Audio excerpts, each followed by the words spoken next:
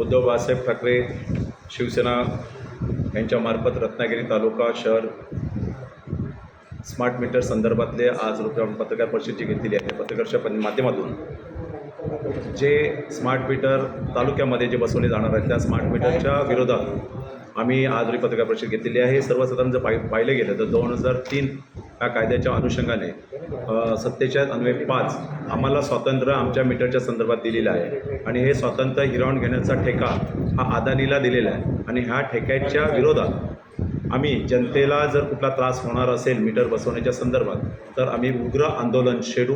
या संदर्भात आम्ही सर्व कार्यकर्ते पदाधिकारी एकत्र इथे बसलो.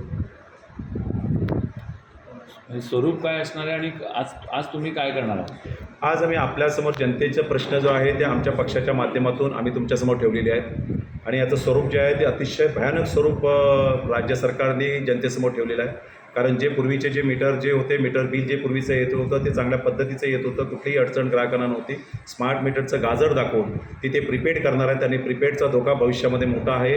जर आपल्या एखादे कनेक्शन जर समजा तोडायचं असेल तर ते तिथे राजपथला बसून बांद्र्यामध्ये कनेक्शन तोडू शकतात आणि आज तुमच्यासमोर ही सगळी जनतेची कैफियत जी आहे ती आम्ही सगळी मांडलेली आहे आणि ही कैफियत जनतेची मांडत असताना तुम्ही जी कैफियत व्यवस्थितरित्या स्वातंत्र्य तुम्हाला आहे ते देऊ शकता आणि ह्याचा एक पार्ट म्हणून हा रत्नागिरी जिल्ह्याचे जिल्हाधिकारी जे आहेत ते आमचे सर्वांचे सर्वश्रेष्ठ अधिकार त्यांना आहेत तर त्यांनी आमचं हे निवेदन आम्ही त्यांना ते देणार आहोत आणि निवेदनच्या माध्यमातून ते सुद्धा याची दखल घेतील आणि संबंधित ऊर्जा मंत्र्यांना त्याची माहिती पाठवतील. आम्हाला फक्त ती परत आली आणि आम्ही ती कारवाई सुरू केली मीटर बसवण्याची. परंतु ही फसवणूक योजना आहे.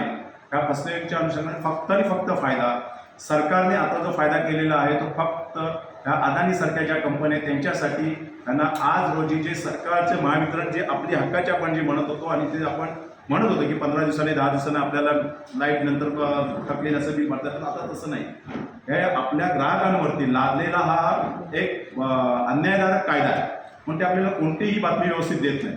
आज बघा 16,87,000 ह्या आपल्या रत्नागिरी सिंधुदुर्गामध्ये वन फेजचे मीटरचे धोरण आहे आणि हे वन फेज धोरण करत असताना कुठल्या यांनी जिल्ह्यामध्ये किंवा सिंधुदुर्ग जिल्ह्यामध्ये रत्नागिरी जिल्ह्यामध्ये जनजागृती केली की सदरचे मीटर तुमच्या अशा प्रकारचे येणार आहे त्याच्यासाठी तुमची परमिशन पाहिजे.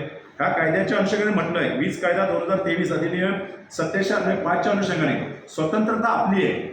आमचा हक्क आहे. माझ्या जर घरामध्ये माझा मीटर जर असेल तर माझा मीटर बदलायचा असेल तर त्या अधिकाऱ्याने विचारलं पाहिजे की असं मीटर आम्हाला बदलायचं आहे, तुमची परवानगी आहे का. असं नसताना सुद्धा हे जबरदस्तीने आज रोजी माहिती घेतल्याप्रमाणे जागाजीसारख्या आपल्या तालुक्यामध्ये 9 मीटर बसवलेले आहेत. पण हे अधिकारी जे आहेत अधिकारी कोणतंही उत्तर देत नाहीत, जनतेला फसवतात. आज रोजी पाहिलं गेलं तर आमच्या सगळ्यांना विचारा अदानीचं ऑफिस त्यांच्या ऑफिसच्या वरती डोक्यावर आहे. कोणत्या कायद्यानुसार दिलं त्यांना हे सगळ्यात महत्त्वाची गोष्ट आहे. म्हणून जागृत म्हणून उद्धव बाळासाहेब ठाकरे गटाचे सगळे आम्ही पदाधिकारी आहोत आणि राऊत साहेबांच्या आदेशानुसार ही आजची जी पत्रकार परिषद झालेली आहे त्याला ठोस धोरण असं आहे की जर यांनी जर असा कुठला जर त्यांनी अतिरेक केला तर त्याला तशा पद्धतीने आंदोलन उत्तर देऊ. सर्वप्रथम हे तालुक्यात स्मार्ट मीटर जे बसवणार जे आहेत ते साधारण तालुक्यामध्ये 5,87,721 हे रत्नागिरी तालुका आणि जिल्हा असे हे मीटर वन फेजचे बसवण्याचे धोरण सरकारने अवलंबिले आहे. टोटल हे धोरण निश्चित करत असताना या कोकण भागामध्ये कल्याण, डोंबिवली, सिंधुदुर्ग आणि रत्नागिरी या भागामध्ये साधारण 16,87,000 एवढे प्रीपेड नवीन मीटर बसवण्यात येणार आहे. आणि ह्या मीटरच्या अनुषंगाने जर बोलायचं झालं तर महावितरण कंपनीने जो कायदा महावितरण कंपनीच्या विरोधात आणि ग्राहकांच्या बाजूने जो कायदा केला गेला होता तो साधारण वीज कायदा 2003 अधिनियम 47/5 अनुषंगाने आपला मीटर जर नवीन बसवायचं असेल तर त्याचं स्वातंत्र्य त्या कंझ्युमरला असतं आणि ते आमचं स्वातंत्र्य हिरावून घेण्याची भूमिका आज रोजी सरकार करत आहे. आणि ही भूमिका करत असताना सर्व लोक जागृत होणं ही आमचे पत्रकार घेण्याचं एक मुख्य धोरण आहे. सर्वसाधारण जर केलं गेलं तर हे जे धोरण सरकारने अवलंबलं ते आम्हाला अजिबात मान्य नाही. त्या गोष्टीकडे गांभीर्याने लक्ष देणं गरजेचं आहे. महावितरण कंपनीने मंजूर केलेला टेंडर जे आहे हे टेंडर सर्वसाधारणपणे त्याच्यामध्ये 900 रुपये केंद्र सरकार अनुदान देणार आहे आणि साधारण 11,100 रुपये हे वीज धारक जे म्हणजे आम्ही जे कंझ्युमर आहोत त्या कंझ्युमरच्या माध्यमातून ते पैसे वसूल करण्यात येणार आहे. साधारण तसं बघितलं गेलं तर हा सर्व फायदा वीजधारक कंपनी हे टेंडर घेण्याचे जे इतर ज्या कंपन्या ज्या आहेत अदानीसारख्या आणि इतर ज्या कंपन्या आहेत त्यांचा फायदा हा होणार आहे. परंतु याचं संपूर्ण बिलिंग जे आहे हे बिलिंग कंझ्युमरला भरायला लागणार साधारण 11,100 रुपये. हे आम्हाला आधी मान्य नाही. हे सगळं करत असताना आज आपण पाहिलं गेलं तर रत्नागिरी तालुक्यामध्ये आज रोजी जाकादेवी यासारख्या ठिकाणी एक 9 ते 10 स्मार्ट मीटर बसवण्यात आलेले आहे. स्मार्ट मीटर बसवण्यात तर त्या तिथल्या ग्राहकांना कोणतीही कल्पना हे अधिकारी देत नाहीत. आम्ही जर विचारायला गेलो की स्मार्ट मीटरच्या संदर्भात आम्हाला माहिती द्या तर तीसुद्धा माहिती हे अधिकारी आपल्याला वेळेवर देत नाही. जर असं असेल तर तो येणारा सगळा जो खर्च जो आहे तो खर्च पूर्णपणे ग्राहकावर पडतो हे आधी निश्चित आहे. आमची मागणी अशी आहे रेग्युलेशन ॲक्टच्या नुसार जर तुम्हाला कायदा करायचा असेल तर तो कायदा तो पास होतो आणि त्याच्यानंतर तो ग्राहकापर्यंत येतो. पण हा कायदा 7/2/23 हा कायदा पास झाला आणि राज्यामध्ये मीटर सगळे बसवण्यात आले.